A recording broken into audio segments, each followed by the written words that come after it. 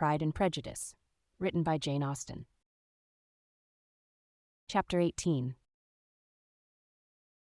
Till Elizabeth entered the drawing-room at Netherfield, and looked in vain for Mr. Wickham among the cluster of red coats there assembled, a doubt of his being present had never occurred to her.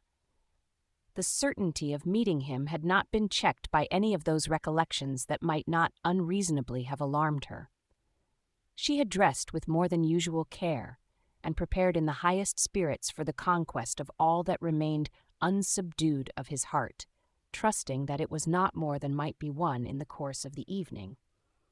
But in an instant arose the dreadful suspicion of his being purposely omitted, for Mr. Darcy's pleasure in the Bingley's invitation to the officers, and though this was not exactly the case, the absolute fact of his absence was pronounced by his friend Mr. Denny, to whom Lydia eagerly applied, and who told them that Wickham had been obliged to go to town on business the day before, and was not yet returned, adding with a significant smile, "I do not imagine his business would have called him away just now, if he had not wished to avoid a certain gentleman here." This part of his intelligence, though unheard by Lydia, was caught by Elizabeth, and as it assured her that Darcy was not less answerable for Wickham's absence than if her first surmise had been just, every feeling of displeasure against the former was so sharpened by immediate disappointment that she could hardly reply with tolerable civility to the polite inquiries which he directly afterwards approached to make. Attention, forbearance, patience with Darcy was injury to Wickham. She was resolved against any sort of conversation with him, and turned away with a degree of ill humour which she could not wholly surmount even in speaking to Mr. Bingley, whose blind partiality provoked her. But Elizabeth was not formed for ill humour, and though every prospect of her own was destroyed for the evening, it could not dwell long on her spirits, and having told all her griefs to Charlotte Lucas, whom she had not seen for a week, she was soon able to make a voluntary transition to the oddities of her cousin, and to point him out to her particular notice. The 2 first dances, however, brought a return of distress. They were dances of mortification. Mr. Collins, awkward and solemn, apologizing instead of attending, and often moving wrong without being aware of it, gave her all the shame and misery which a disagreeable partner for a couple of dances can give. The moment of her release from him was ecstasy. She danced next with an officer, and had the refreshment of talking of Wickham, and of hearing that he was universally liked. When those dances were over, she returned to Charlotte Lucas, and was in conversation with her, when she found herself suddenly addressed by Mr. Darcy, who took her so much by surprise in his application for her hand, that, without knowing what she did, she accepted him. He walked away again immediately, and she was left to fret over her own want of presence of mind. Charlotte tried to console her. "I dare say you will find him very agreeable." "Heaven forbid! That would be the greatest misfortune of all, to find a man agreeable whom one is determined to hate. Do not wish me such an evil." When the dancing recommenced, however, and Darcy approached to claim her hand, Charlotte could not help cautioning her, in a whisper, not to be a simpleton, and allow her fancy for Wickham to make her appear unpleasant in the eyes of a man oftentimes his consequence. Elizabeth made no answer, and took her place in the set, amazed at the dignity to which she was arrived in, being allowed to stand opposite to Mr. Darcy, and reading in her neighbours' looks their equal amazement in beholding it. They stood for some time without speaking a word, and she began to imagine that their silence was to last through the 2 dances, and, at first, was resolved not to break it, till suddenly fancying that it would be the greater punishment to her partner to oblige him to talk, she made some slight observation on the dance. He replied, and was again silent. After a pause of some minutes, she addressed him a second time, with, "It is your turn to say something now, Mr. Darcy. I talked about the dance, and you ought to make some kind of remark on the size of the room or the number of couples." He smiled, and assured her that whatever she wished him to say should be said. "Very well, that reply will do for the present. Perhaps, by and by, I may observe that private balls are much pleasanter than public ones, but now we may be silent." "Do you talk by rule, then, while you are dancing?" "Sometimes. One must speak a little, you know. It would look odd to be entirely silent for half an hour together, and yet, for the advantage of some, conversation ought to be so arranged as they may have the trouble of saying as little as possible. Are you consulting your own feelings in the present case, or do you imagine that you are gratifying mine? Both, replied Elizabeth archly, for I have always seen a great similarity in the turn of our minds. We are each of an unsocial, taciturn disposition, unwilling to speak, unless we expect to say something that will amaze the whole room and be handed down to posterity with all the éclat of a proverb. This is no very striking resemblance of your own character, I am sure, said he. How near it may be to mine, I cannot pretend to say. You think it a faithful portrait, undoubtedly. I must not decide on my own performance. He made no answer, and they were again silent till they had gone down the dance, when he asked her if she and her sisters did not very often walk to Meryton. She answered in the affirmative.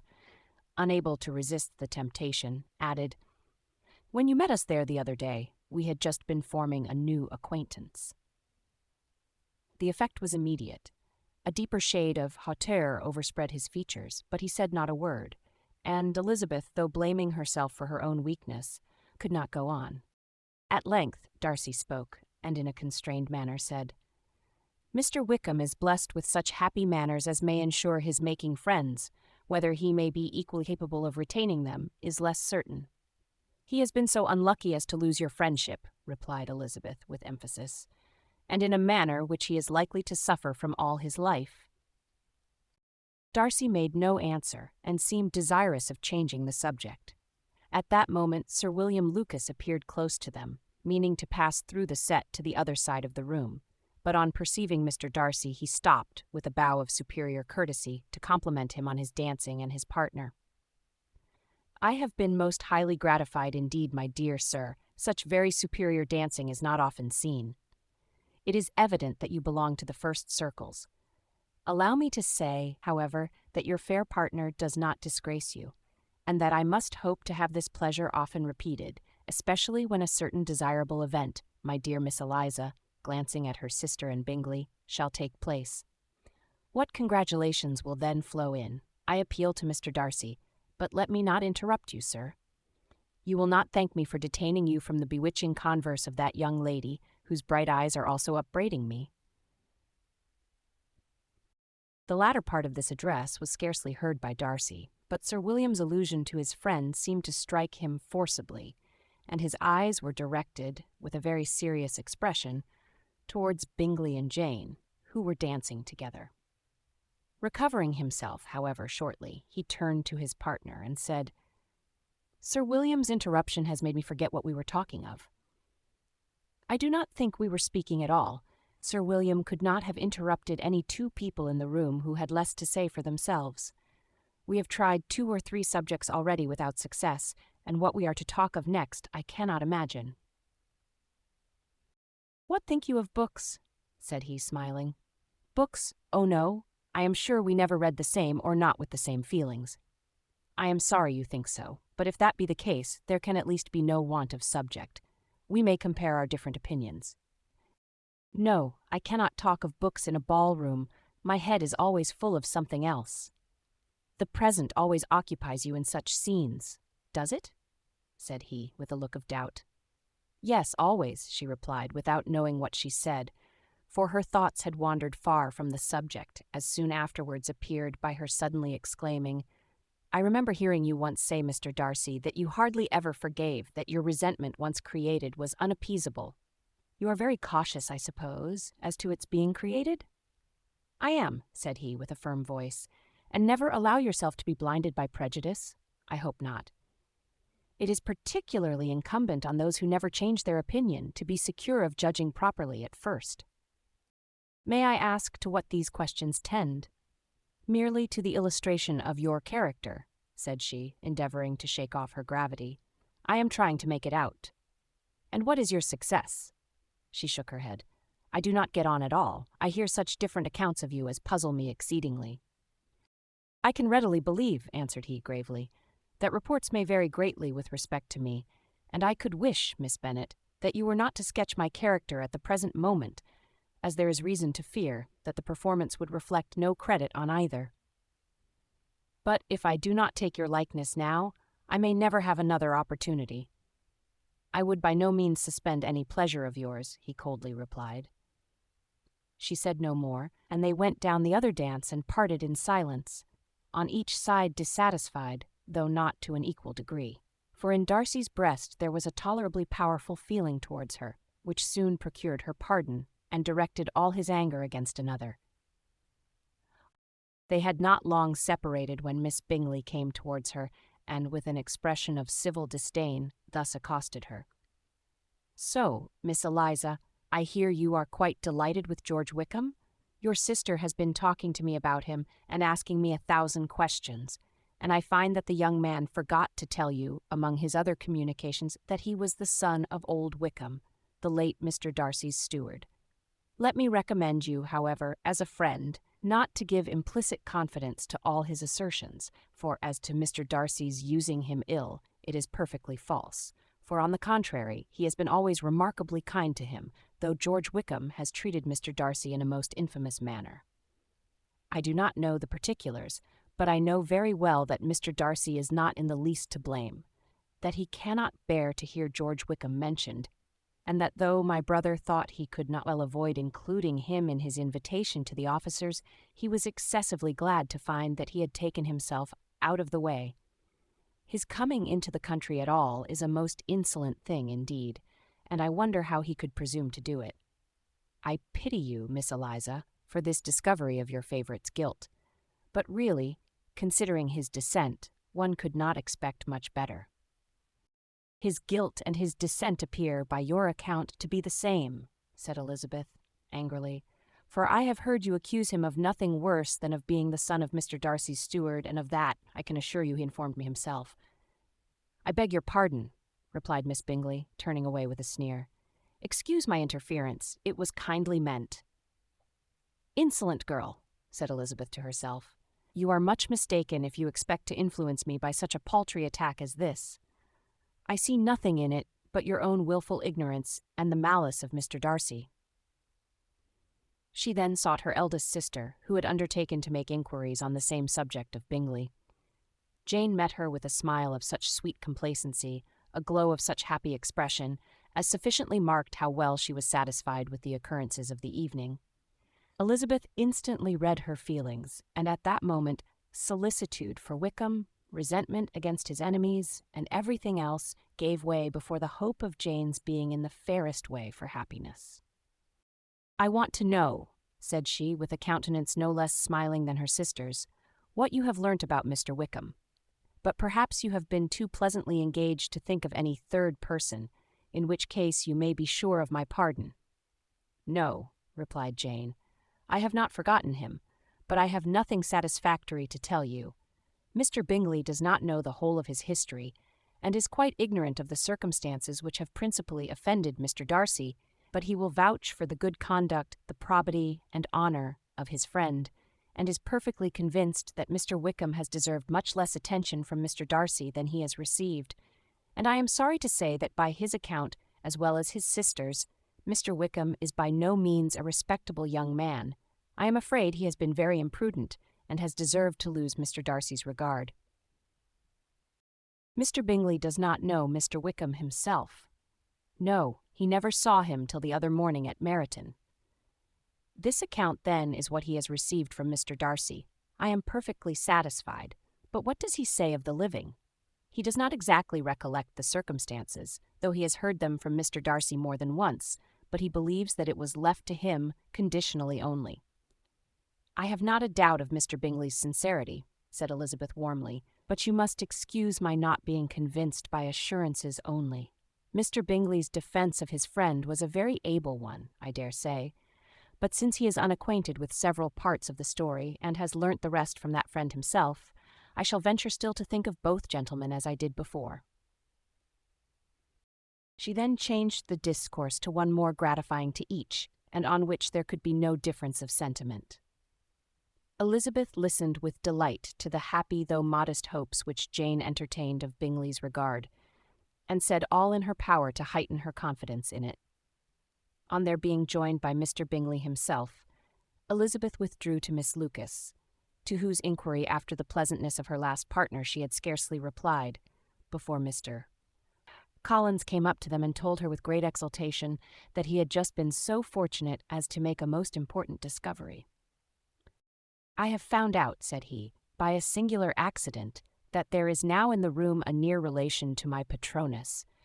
I happened to overhear the gentleman himself mentioning to the young lady who does the honours of this house the names of his cousin, Miss de Bourgh, and of her mother, Lady Catherine. How wonderfully these sort of things occur! Who would have thought of my meeting with, perhaps, a nephew of Lady Catherine de Bourgh in this assembly? I am most thankful that the discovery is made in time for me to pay my respects to him, which I am now going to do, and trust he will excuse my not having done it before. My total ignorance of the connection must plead my apology." "You are not going to introduce yourself to Mr. Darcy?" "Indeed I am.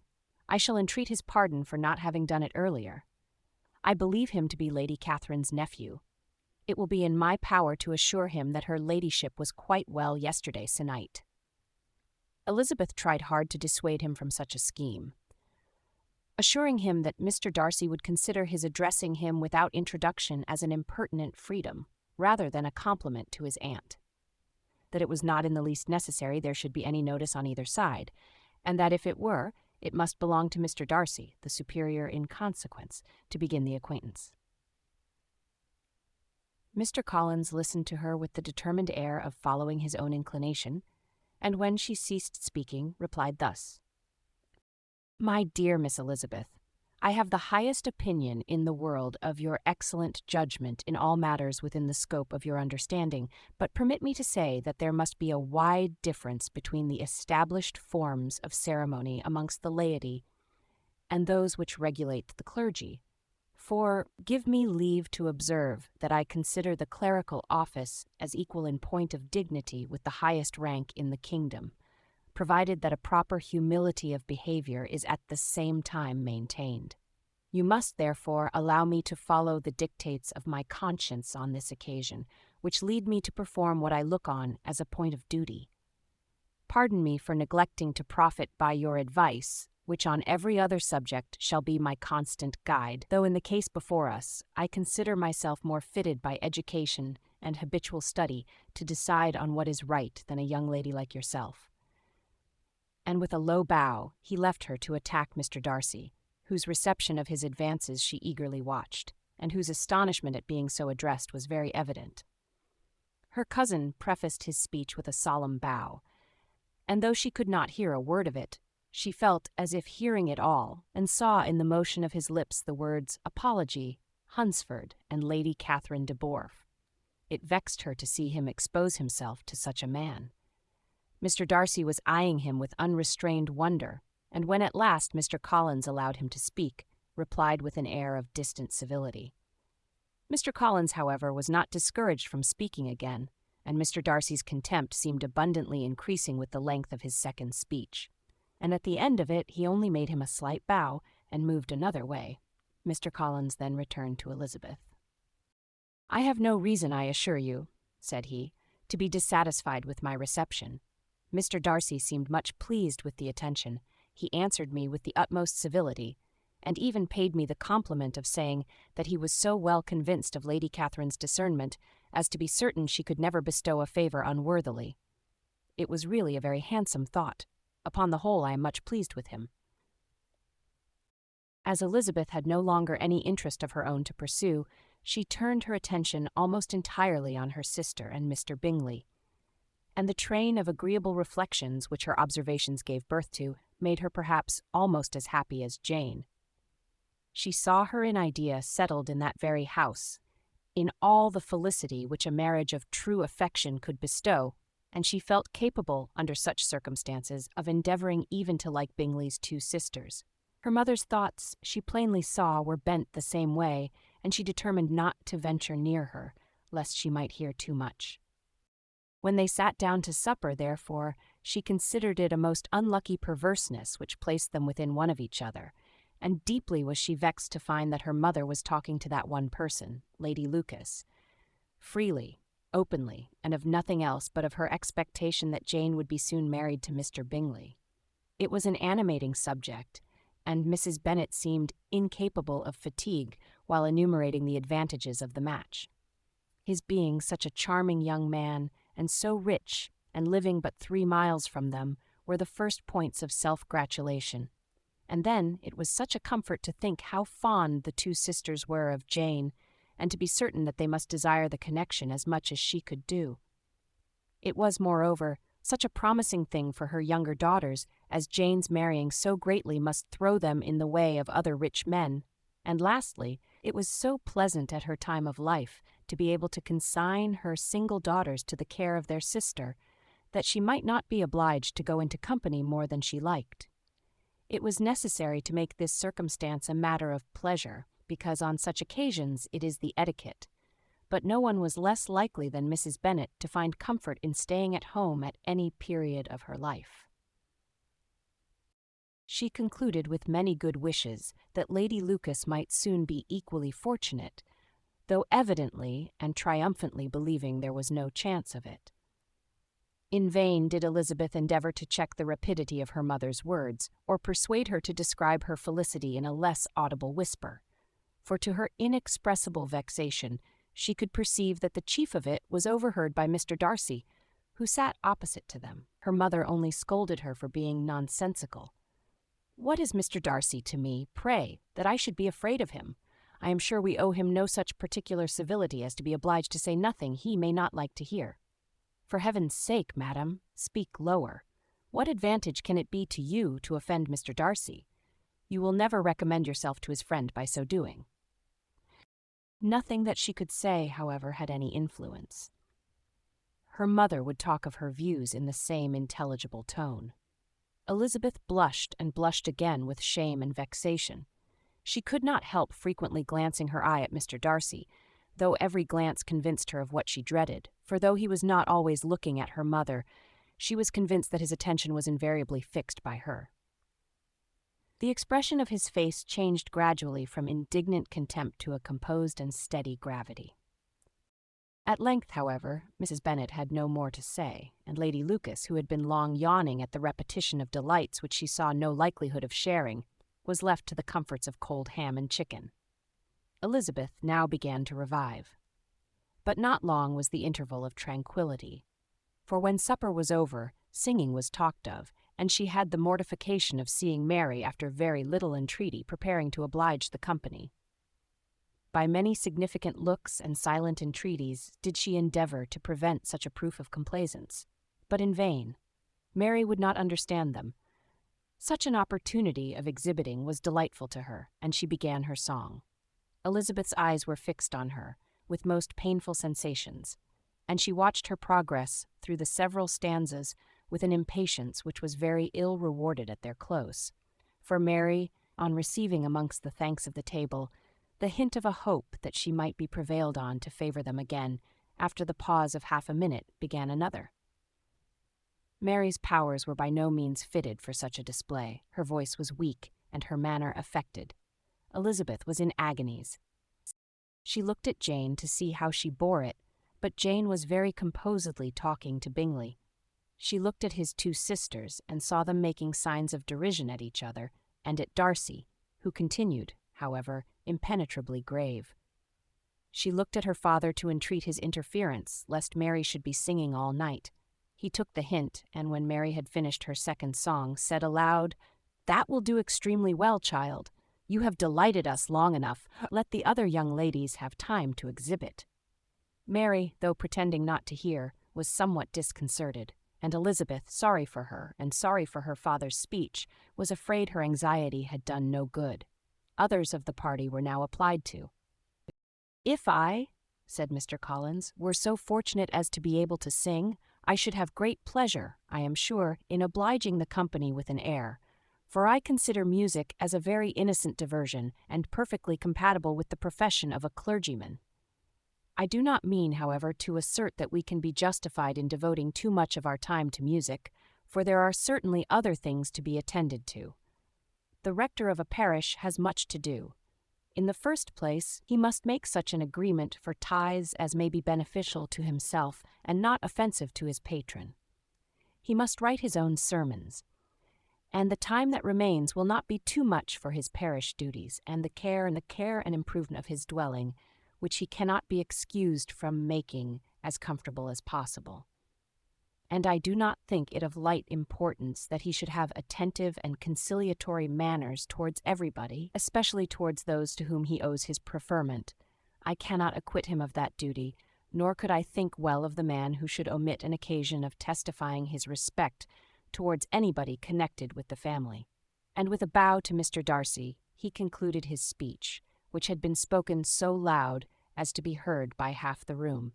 Many stared, many smiled, but no one looked more amused than Mr. Bennet himself, while his wife seriously commended Mr. Collins for having spoken so sensibly and observed, in a half-whisper to Lady Lucas, that he was a remarkably clever, good kind of young man.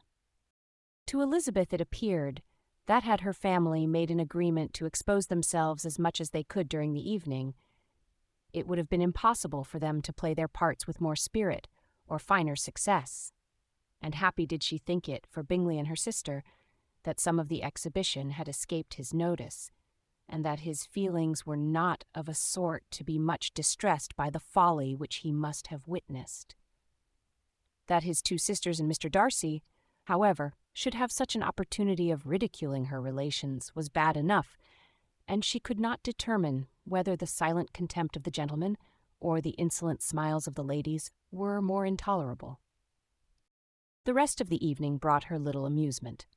She was teased by Mr. Collins, who continued most perseveringly by her side, and though he could not prevail with her to dance with him again, put it out of her power to dance with others. In vain did she entreat him to stand up with somebody else, and offered to introduce him to any young lady in the room. He assured her that, as to dancing, he was perfectly indifferent to it, that his chief object was, by delicate attentions, to recommend himself to her, and that he should therefore make a point of remaining close to her the whole evening. There was no arguing upon such a project. She owed her greatest relief to her friend Miss Lucas, who often joined them, and good-naturedly engaged Mr. Collins's conversation to herself. She was at least free from the offence of Mr. Darcy's further notice, though often standing within a very short distance of her, quite disengaged, he never came near enough to speak. She felt it to be the probable consequence of her allusions to Mr. Wickham, and rejoiced in it. The Longbourn party were the last of all the company to depart, and by a manoeuvre of Mrs. Bennet had to wait for their carriage a quarter of an hour after everybody else was gone, which gave them time to see how heartily they were wished away by some of the family. Mrs. Hurst and her sister scarcely opened their mouths except to complain of fatigue, and were evidently impatient to have the house to themselves. They repulsed every attempt of Mrs. Bennet at conversation, and by so doing threw a languor over the whole party, which was very little relieved by the long speeches of Mr. Collins, who was complimenting Mr. Bingley and his sisters on the elegance of their entertainment and the hospitality and politeness which had marked their behaviour to their guests. Darcy said nothing at all. Mr. Bennet, in equal silence, was enjoying the scene. Mr. Bingley and Jane were standing together, a little detached from the rest, and talked only to each other. Elizabeth preserved as steady a silence as either Mrs. Hurst or Miss Bingley, and even Lydia was too much fatigued to utter more than the occasional exclamation of "Lord, how tired I am!" accompanied by a violent yawn.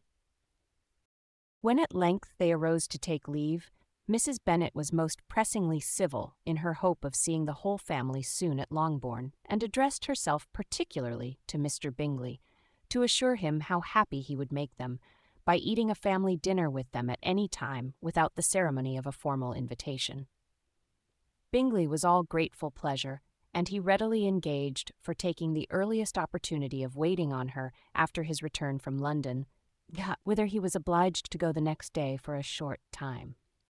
Mrs. Bennet was perfectly satisfied, and quitted the house under the delightful persuasion that, allowing for the necessary preparations of settlements, new carriages, and wedding clothes, she should undoubtedly see her daughter settled at Netherfield in the course of 3 or 4 months.